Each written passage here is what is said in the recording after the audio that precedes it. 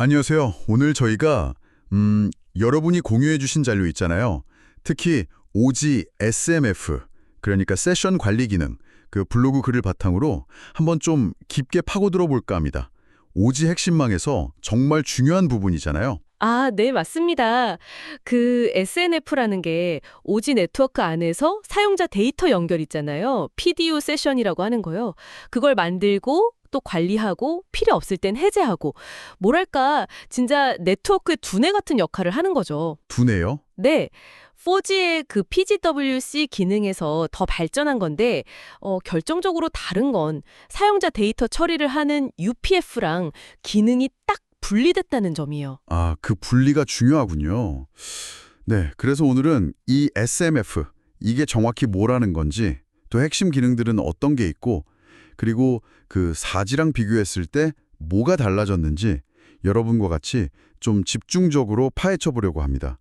자, 그럼 SMF가 단순히 세션 관리만 하는 건 아니라고 하셨죠? 네, 맞아요. 세션 관리 외에도 그 사용자 단말기 UE라고 하죠. 거기에 IP 주소를 할당해주고요. 그리고 실제 데이터가 흘러가는 길, 경로를 설정하도록 UPF, 그러니까 사용자 평면 기능을 제어하는 역할도 합니다. 이것도 중요해요. 아, UPF를 제어하는 역할까지. 그렇죠. 그리고 또 PCF라는 정책 제어 기능이 있는데 거기서 서비스 품질, QoS나 과금 같은 정책을 받아서 세션에 적용하기도 하고요. 자료 보니까 특히 슬라이스 인식 세션 제어라는 기능이 눈에 띄던데요. 이건 뭔가요? 좀 더 자세히 설명해 주실 수 있을까요? 아, 그거 정말 중요한 포인트입니다. 오지하면 딱 떠오르는 것 중 하나가 네트워크 슬라이싱이잖아요. 네네, 그 가상으로 네트워크 나누는 거요. 맞아요. 네트워크를 이렇게 용도에 맞게 가상으로 잘라서 맞춤형 환경을 제공하는 건데요. SMF가 바로 여기서 핵심 역할을 합니다. SNSSI라는 식별자가 있어요. 그걸 보고 예를 들어서 초고속 영상 스트리밍을 위한 슬라이스랑 초저지연이 중요한 자율주행용 슬라이스, 이 세션들을 SMF가 딱 구분해서 다르게 관리할 수 있다는 거죠. 와, 서비스별로 완전히 다르게 관리하는 거군요. 그렇죠. 이게 바로 오지가 다양한 산업별 요구사항을 맞출 수 있는 핵심 기술 중 하나예요.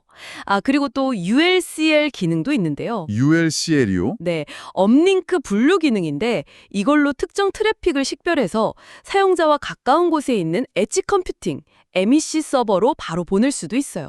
지연 시간을 확 줄일 수 있죠. 아, MEC랑 연동해서 지연 시간 줄이는 것까지.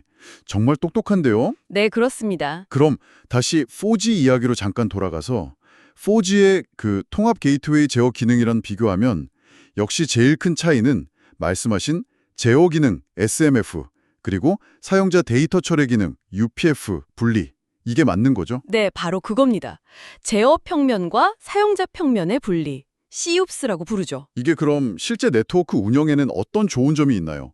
그냥 나눴다는 것 이상으로요?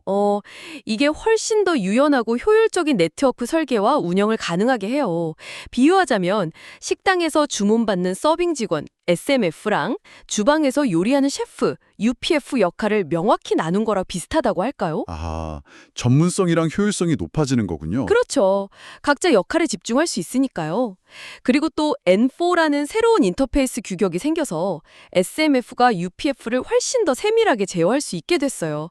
아키텍처 자체도 클라우드 환경에 더 잘 맞고 유연한 RESTful API 기반으로 바뀌었고요. 스소가 분리되면서 유연성이 좋아졌다는 건 알겠는데 그럼 네트워크를 실제로 구축할 때요. 어떤 다양한 방식들이 가능한 건가요? 좀 구체적으로 예를 들어주시면. 네, 예를 들면요, 작은 규모의 네트워크라면 SMF 하나로 충분할 수도 있겠죠. 그런데 아주 큰 통신사들 같은 경우에는 서비스 종류별로 가령 초고속 광대역 서비스, EMBB용, 아니면 초저지연, URLLC용, 또 MEC 서비스용, 이런 식으로 슬라이스마다 전용 SMF를 둘 수도 있고요. 아, 슬라이스마다 전용으로요? 네, 또는 중앙에 큰 SMF를 하나 두고 각 지역에는 좀 작은 보조 SMF, SSMF라고 부르는데 이걸 두는 방식도 가능해요. 이렇게 하면 특정 서비스 품질, SLA라고 하죠. 그걸 확실히 보장하면서 동시에 네트워크 자원을 훨씬 효율적으로 쓸 수 있게 되는 거죠. 그렇군요. 자원을 효율적으로 쓴다는 게 중요하겠네요. 자료에 보니까 주요 통신 장비 벤더들 비교도 있었는데 이 부분도 좀 짚어주시죠. 아, 네. 벤더들 동향도 중요하죠. 뭐 아주 간략히 요약하면 예를 들어 에릭슨 같은 경우는 높은 안정성을 되게 강조해요. 그래서 미션 크리티컬한 URLLC 슬라이스 관리에 강점이 있을 수 있다. 이런 분석이 있고요. 화웨이는 아무래도 강력한 성능을 기반으로 하니까 대용량 EMBB 트래픽 처리에 유리하다는 평가가 많죠. 삼성은 어떤가요? 삼성은 그 둘 사이에서 좀 균형 잡힌 성능과 기능을 제공하는 전략을 취하는 것 같고요.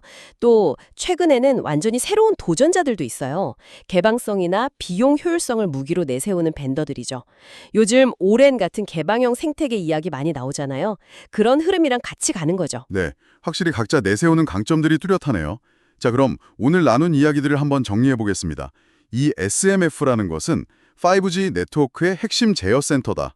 데이터 세션 관리, IP 할당, UPF 제어 같은 기본적인 역할 외에도 특히 4G와 다르게 제어 기능과 사용자 데이터 처리 기능을 분리했다는 점, 그리고 네트워크 슬라이싱을 지원해서 5G의 그 유연하고 다양한 서비스 제공 능력을 가능하게 하는 정말 핵심적인 열쇠라고 할 수 있겠네요. 맞습니다. 정확히 정리해 주셨네요. 그러니까 여러분이 지금 누리고 계시는 그 5G의 빠른 속도, 끊김없는 연결, 그리고 앞으로 나올 정말 혁신적인 서비스들 뒤에는 바로 이 SMF가 열심히 일하고 있다는 걸 기억해 주시면 좋을 것 같습니다. 네, SMF의 기능부터 구조, 배치 전략, 그리고 시장 동향까지 쭉 훑어봤는데요. 여기서 마지막으로 여러분께 한번 생각해 보실 만한 질문을 하나 던져드리고 싶어요. 네, 어떤 질문인가요? 방금 잠깐 언급했던 오랜 개방형 무선 접속망처럼요. 이 SMF를 포함한 5G 코어망 영역에서도 점점 더 개방형 구조, 그리고 클라우드 네이티브 기술 CNF 있잖아요. 그러니까 클라우드 환경에 딱 맞게 만들어진 소프트웨어 기술 도입이 점점 빨라지고 있거든요. 아, 개방성과 클라우드 네이티브와. 네, 과연 이런 개방형 아키텍처가 더 확산되고 또 새로운 벤더들이 계속 등장하는 것이 앞으로 5G 서비스의 혁신 속도나 통신사들의 비용 구조에는 어떤 변화를 가져오게 될까요? 이 질문을 한번 곱씹어 보시는 것도 상당히 흥미로운 시간이 될 거라고 생각합니다.